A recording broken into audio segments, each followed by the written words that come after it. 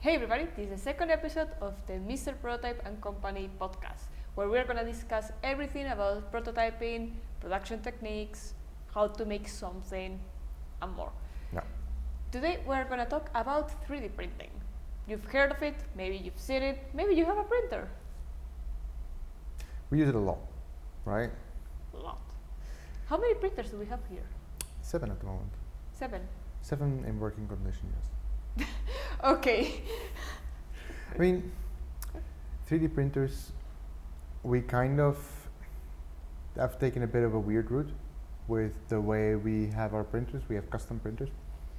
And we have the capability of getting a lot more printers because we have components in stock when we need them. But right now we don't need any more. So we have 7 and enough components for a bunch more. But they're not all the same. No. Like we have Turbo that prints fast. We have Groot. Yeah, we have nicknames for them. Groot prints big. Rocket. Yeah. How big is Groot? Is half a meter by 30 centimeters, a glass bed, but then it's 85 centimeters high. Great. Actually, we forgot to explain what is 3D printing. What is it? 3D printing is a process of printing objects that have more than one dimension. The concept is pretty simple. No matter which 3D printing technique you use, you take the technique of 2D printing, which is like on a paper, you have a flat image, and you just stack a bunch of those on top of each other. And those layers then create a 3D object. And you can do that literally with paper. There exist paper 3D printers, or you can do it with plastics, or you can do it with powder, metal powder even, all kinds of things. What we typically do is FDM printing, which uses filament melted in different layers to create 3D objects. Yeah, filament, like the one that we have here. Which types do we have? Yeah, we have a bunch of different types. For example, this one on top was a flexible one. It's rubbery. It lets you print things that are flexible. Then we have the most common one, which is the PLA. Mm-hmm. We have a bunch of colors. And the last one is PET, although we also have ABS. How FDM or 3D printing works is that the printer takes this little cable, this wire filament, melts it, and it starts putting it layer by layer. Yeah. But what is the difference between, I mentioned PLA, PET, ABS? Yeah, we have a couple others as well. The difference is mostly in the mechanical properties. For example, the flexible filament is, as the name would suggest, flexible, which we use for rubbery pieces typically. PLA is the most common plastic, is used by almost everybody that does FDM printing. The reason it's good is because it has quite a high stiffness and very little deforming in the printing process, so you get high accuracy. And it prints pretty easily. So when a part doesn't have high requirements for stress or thermal loads, then we choose PLA. We also can print in PET, ABS, and a bunch of others, specialty filaments. But it depends a lot on what the requirements are. Typically, when higher temperatures are required, we switch to another filament. When different looks are required, we can switch to another filament. But for most cases, even PLA is enough. Why do we stick to FDM printing and not powder printing or resin printing? We went for having a great capacity in FDM printers because the parts that you can get out of it are resistant. They can be used like finished products almost. Like there are other processes like with resin and so on that allow you to do things that we can do, like printing over nothing, floating parts, but they're more fragile, which is not ideal for product design because we drop things, we need to use them, so it's not the same.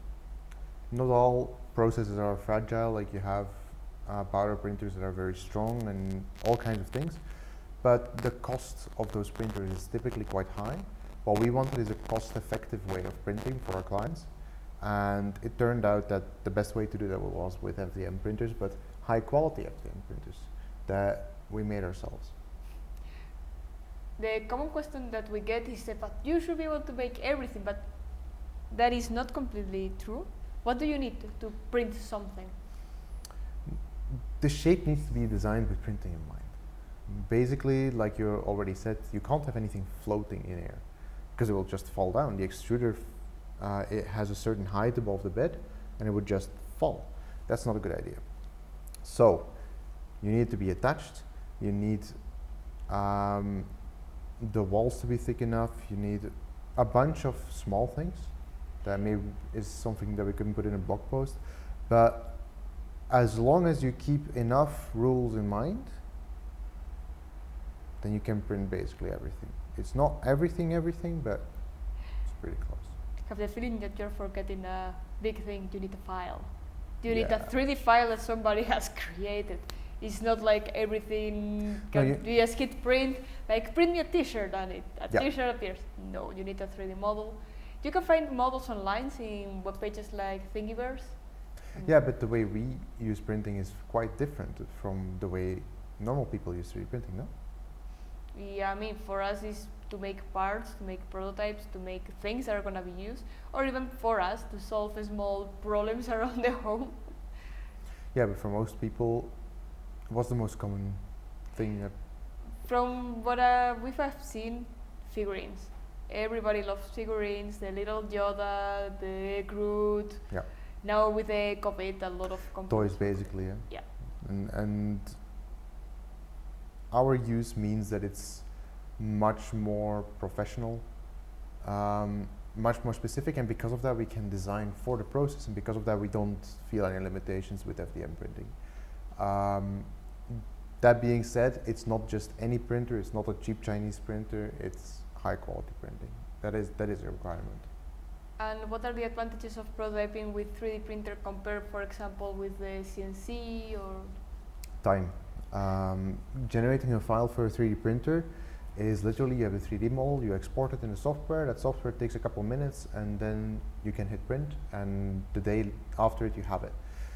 To make something with a CNC, you first need to make the file, which typically is more in the order of an hour. That will take you to make the file. Manual work on the computer. And then you need to do the setup of the machine, you need to have the right tools, you need to let it run, which also takes quite long usually. Although it is quicker than 3D printing. Time, ease, it's very cheap to do, basically. So you love it or you hate it, 3D printing? I love when it works. Like, of course 3D printers are a bit more complex, like they have an extra dimension of complexity. Something I always say is that 3D printers, basically 2D printers already cause problems, 3D printers have another dimension of problems. So they do get mistakes sometimes, so you need to know how to maintain them, how to manage them, and especially if you want that quality, because a little bit of things that start going bad and it starts to affect quality. But once it works, it's great. We've been talking about the things that you can make and which things you can make, but what are we using 3D printing for besides prototyping? Well, like you said, small things in the home is one of the things. For example, what do we have at home that is 3D printed at like the moment? we have coat hangers, we have a kitty litter that needed to be a certain size. We have all kinds of small things, because once you have it, it's really fun to use it for those things. But in the professional side, we use it for more than just the prototypes. We use it actually to do small series. We do it to make molds. For example, we make molds for foam that are 3D printed. And yeah, we do all kinds of things that Trophies. Traditionally you wouldn't think of maybe as 3D printing, but 3D printing is just a technique to manufacture parts, and it happens to be one of the most quick and easy ways to make really accurate parts. Yeah, talking about quick, we have turbo. Yeah, turbo is an exception. Why did you start deciding to make turbo? What that makes it special? Well, when you're making a product, getting parts quick matters, because usually you're not talking about designing and getting the product perfect in the first go. That would be ideal, but that doesn't happen. So practically what happens is that you need to try a bunch of times. And when you need to try, well, the time it's printing is waiting. So we have one printer specifically, Turbo, that goes really quick for us to be able to measure, try, see what the tolerances are, try again, try again, try again. And a print that normally would take like half a day takes an hour on that printer, which is great. It's only one, it's not the highest quality, but it's already higher than those Chinese printers. Do you and your hate for Chinese printers? Oh yeah. I mean, don't get me wrong. Some of the components in them are great. The problem with Chinese printers is the frame. The frame typically is made very, very cheap and wobbly. And our printers are actually reverse. The components of electronics and stuff are actually very cheap. But the frame, that's where we didn't cheap out. It's really strong, and because of that we can go fast and we can go accurate. Yeah, that frame we made it here with the CNC, so we had full control. It's not just that we built that printer, no, we designed it and made it here. They're born in this building. Yeah, I mean, it's already a year ago that we made them. More than a year. More than a year. The 6 we have for almost 2 years now. Yeah, they're still running, so that's great. Yeah. I mean, they have their weird days like everybody, but we love them. I think this is maybe it for today, unless you want to add anything. Okay, if you have any questions about 3D printing or prototyping, you can send it to us through social networks. Find more information in the description, both in YouTube and in the podcast, and see you next week. Bye.